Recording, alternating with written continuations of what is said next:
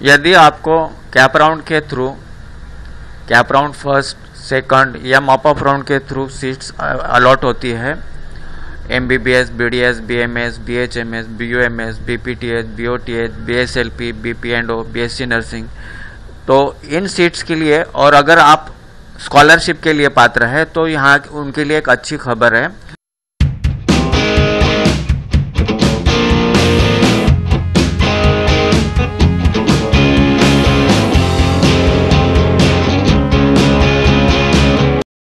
तो देखो, ये 15 नवंबर का CET सेल का एक नोटिस है, instruction to the college regarding NEET undergraduate 2020।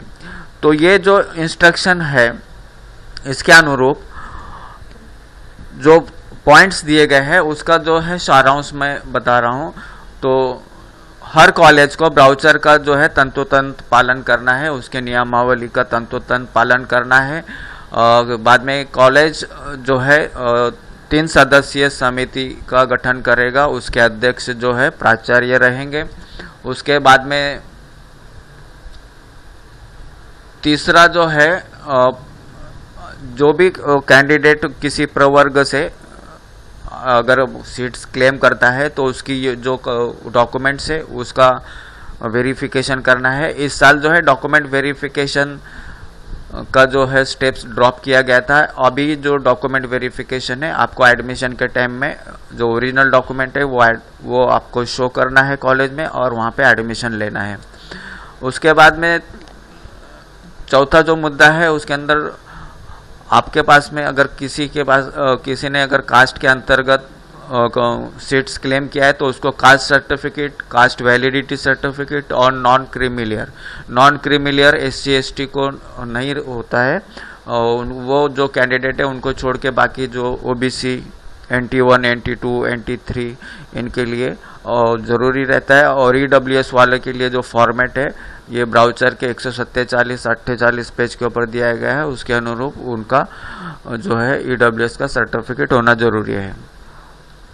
उसी के साथ में 5 नंबर का जो है PWD कैंडिडेट, जो फिजिकली हैंडीकैप जो कैंडिडेट है, पर्सन विथ डिसेबिलिटी, तो उनका जो है सर्टिफिकेट जो MCI ने निर्धारित 12 केंद्र जो किए हैं उनके थ्रू ही होना जरूरी है, ना ही कि आपके पास में अगर किसी सिविल सर्जन का सर्टिफिकेट है तो वो ग्राह्य नहीं माना जाएगा।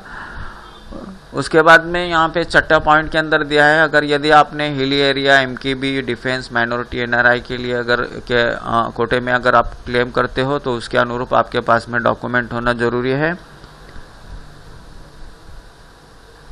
उसके बाद में देखो, डॉक्यूमेंट जो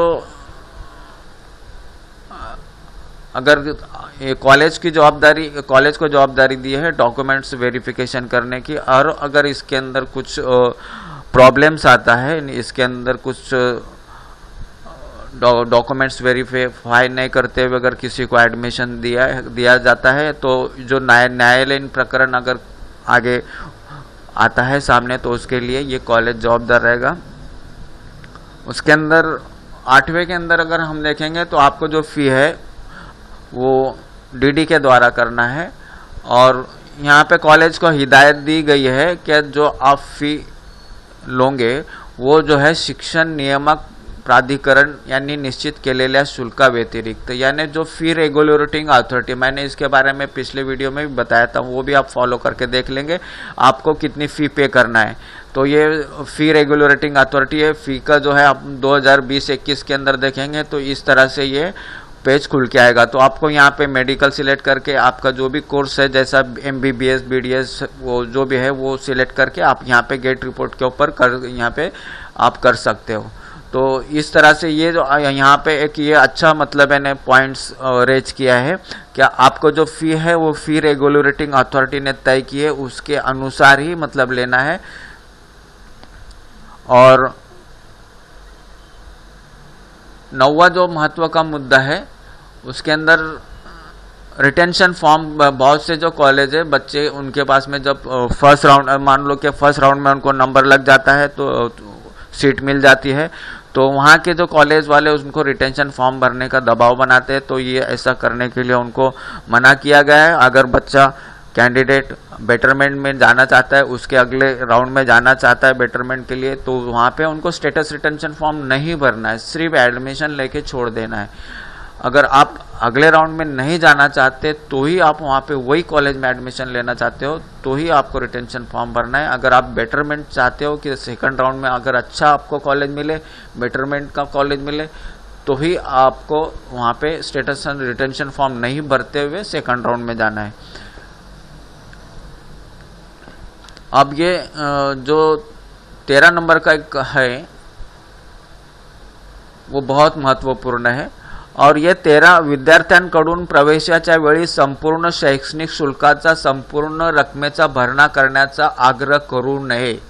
यानी अभी तक के बहुत से कॉलेज जो है उनके कास्ट के अनुसार, कास्ट कैटेगरी के अनुसार शिक्षण शुल्क जो है वो मतलब यानी कॉलेज लेवल पे उतना ही लिया जाता था।